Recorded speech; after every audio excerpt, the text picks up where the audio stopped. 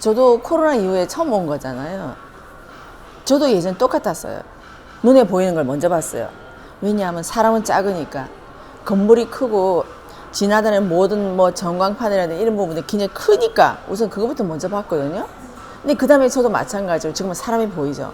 왜냐면 큰 걸 다 흡수하고 나니까 아, 이런 큰 배경에 처음에 이런 큰 어떤 건물을 보게 되고 또 수많은 사람들조차도 한 사람 한 사람 개인을 보는 게 아니라 전체 어떤 밀집의 군상들이 보였다고 해야 되나요? 그렇게 보였어요. 그러면서 아, 전체 군상에서 일본이 움직이는 힘이라든가 뭐 이걸 봤거든요. 저도 이번에 마찬가지로 옛날에 왔던 그러한 제가 물론 자주 왔으니까 그 왔던 배경들이 다 흡수가 됐겠죠. 지금은 하다 보니까 이제는 이 큰 배경과 더불어서 이 인간 개인, 그게 바로 우리들이 말하는 인문학이거든요.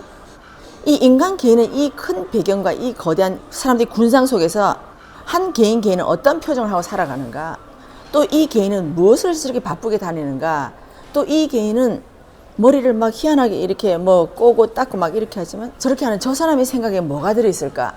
그 우리가 볼 적에는 아, 저런 옷차림만 나오면 정말 희한할 텐데도 그 사람들도 너무나 자유스럽게 전혀 고리낌 없이 또 나오는 거는 뭐지? 하면서 저도 사람, 개인 한 사람을 보게 된 거죠. 그렇게 보면서 아, 이 개인 한 사람이 결국은 모아서 이 일본이라는 나라를 이끌어가는 거잖아요. 근데 예전에 제가 생각했던 그 일본과는 좀 많이 달라요. 예전에 일본 사람들도 봤을 때 어떤 저희들 또래를 먼저 봤겠죠. 그때는 일본은 움직이는 힘이 적어도 이 우리들의 세대가 일본을 움직이는 힘들이었기 때문에 거기를 위주로 봤기 때문에 그 사람들의 어떤 인상들을 봤어요. 근데 지금은 이 일본을 이끌어가는 이 힘조차도 저는 이게 3대7로 분파가 됐다고 저는 보거든요. 더 역동적인 힘, 이것이 앞으로 일본을 이끌어 나가는 것이지 우리 시대 때 있는 이 사람들은 지금은 다 거의 다 뒤로 이제는 서서히 물러나는 시기란 말이에요. 그러니까 그렇게 하다 보니까 저도 일본이 어떤 앞으로 역동적으로 일어날 거는 뭔가, 예, 그걸 봤는데 조금 제가 좀 다르게 본 거는 일본 사람들이 우리들이 생각하는 것처럼 어떤 좀 조신하고 뭐 옛날에 어떤 침략에 대비해서 내 자신을 보호하기 위해서 스스로가 사람들은 친절하고 막 했던 이런 부분 좀 많이 바뀐 것 같아요. 왜냐하니까 아, 이것조차도 사람들이 많은 지식을 먹고 국제사회 문물이 여기다 다 들어왔기 때문에 이 사람들 역시도 우리 한국과 마찬가지로 똑같이 국제적 문물을 소화하고 있더라는 거예요.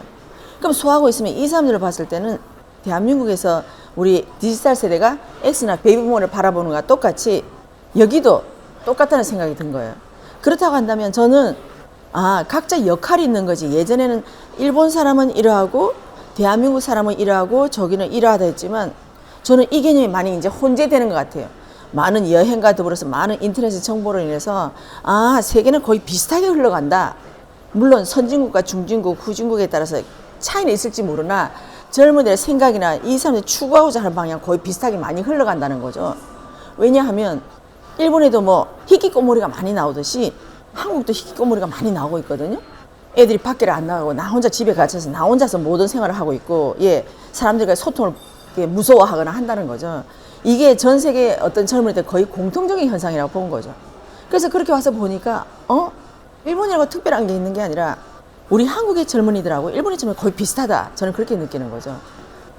근데 단지 여기는 여기식들의 어떤 문화가 흘러가고 있으니까 그 문화에 충실해서 가고 있는 거고 우리는 우리나라에서 받아낸 그 문화에 충실해서 가고 있다는 거예요. 그래서 저는 이거를 느끼면서 아, 정법이란 것이 전 세계에 특화되어 있구나. 전 세계 어디를 가도 이 사람들이 공통된 키워드로 충분히 통할 수 있겠다라는 생각이 들었어요.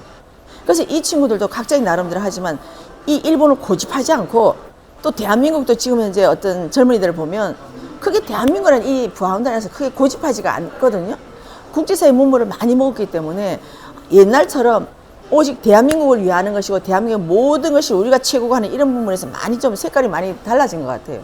그래서 아, 대한민국의 젊은이도 마찬가지고 일본의 젊은이들도 마찬가지고 이 사람은 시대의 변화에 따라서 같은 흐름으로 흘러가는구나 라는 생각이 들었어요. 그래서 지금은 여기가 일본이 아니고 여기가 한국이다 뭐 일본이다 이런 개념이 아니라 아, 오늘 내가 새로운 지방에 왔구나 그 생각이 든 거예요.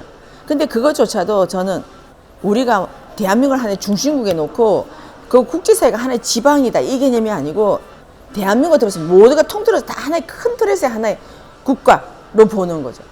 그 속에 우리가 지금 현재 만약에 정법이 대한민국에서 꼽히면 여기 대한민국의 문화나 어떤 세계의 어떤 철학의 어떤 리더의 중심이 될 것이고 또 여기서 어떤 펼친다면 여기가 또 리더가 될 것이죠.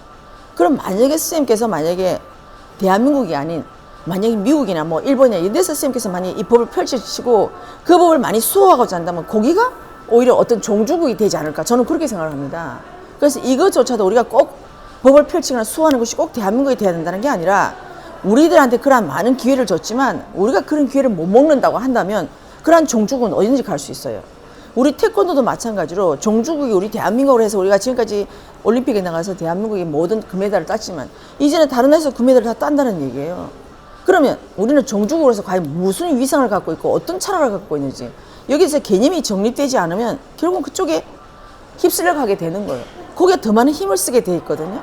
그래서 저도 오늘 이번에 와서 보니까 이 일본의 젊은이들 굉장히 활발하고 나름대로 의식도 굉장히 많고 또 굉장히 친절한데 자기들을 보호하는 친절이 아니라 국제사회에서 가르치는 어떤 그런 애티튜드에 맞는 그런 친절을 갖고 있더라고요. 아, 바로 이거다. 그래, 우리나라건 일본이건 미국이든 어디든 좋다. 우리가 국제사회를 바라보고 우리가 큰 마음으로 가져가면 거기가 스타트다. 저는 그런 생각이 드는 거죠. 그래서 하느님이 기회를 동등하게 다 열어줬구나. 어디서 뭘 제일 먼저 터트리냐. 거기에 따라서 우리들이 인류에서 말하는 정말 세계 위상국, 종주국 여기가 될 수 있다라는 생각이 든 거예요. 그래서 선생님께서 우리의 종주국을 만들고 우리가 뭔가 인류평의 어떤 시발점이 되기 위해서 대한민국에서 지금 남북이 어떤 대치하고 있는 이 접점을 남북 통일을 이루어서 이 불씨가 세계로 퍼져나가서 결국은 세계평화의 종주국이 되어야 하지만 그러나 이것을 하기 전에 과연 어디서 누가 제일 먼저 바라보고 갈 것인가 누가 힘을 쓸 것인가에 따라서 이러한 그림에 대해서 나중에 뭔가를 이루었다고 할 때 어떤 거기서 만약에 많은 힘을 줬다면 거기서 많은 공적을 많이 우리가 주게 되겠죠. 꼭 우리나라에서 일어나고 우리나라에서 했대서 우리가 그 공적을 다 받는 것이 아니라 우리는 이러한 삶을 살고 어렵게 힘들었지만 그러나 이것을 이루기 위한 노력을 과연 국제사회에서 어디서 많이 했는가. 만약에 미국에서 이걸 많이 했다면 미국에서 그 공적을 가져가야 될 것이고 일본에서 거기서 많이 했다면 일본이 가져갈 것이고 또 한국에서 예를 들면 우리가 국제사회에서 어떤 통일인데 많은 공적을 이바지했다면 한국이 그 종주국이 되겠죠. 그래서 저는 이제부터 정말 기회다. 이 기회는 지금부터 잡는 사람이라야 된다. 지금까지는 전 세계가 모든 것이 다들 방편을 통해서 우리가 모든 흡수했지만 자 이제 누가 1등이 될래? 누가 세계에서 제일 존경받는 나라가 될래? 이제 똑같은 저는 선상에 섰다고 봅니다. 그래서 저는 여기서 출발을 누가 과연 제일 먼저 누가 꼬린점에 갈 것인가 이거를 저는 하나님이 본다고 보거든요. 그래서 저는 이번에 와서 본 거는 제가 얼마 전에 호주도 갔다 왔지만 갔다 와서 보니까 세계의 젊은이들은 다 똑같다. 과연 이것을 누가 먼저 받아들일 것인가. 이제 여기만 남아있구나. 하느님은 공통의 기회를 줬다. 자 이제 여기서 누가 과연 제일 먼저 스타트를 끊고 누가 과연 결승점에 갈 것인가. 이제 여기서 우리들의 모든 벌어지는 환경이 달라진다고 보거든요. 그래서 저는 이번에 제가 일본에서 느낀 것은 하나님은 모든 기회를 동등하게 줬다. 과연 누가 이 법을 수호하고 누가 국제사회에서 제일 먼저 나설 것인가. 저는 여기에 모든 힘이 쏠려지고 저는 여기가 제일 스타트라고 생각합니다. 그래서 정말 이번에 일본에 오면서 정말 잘 왔다.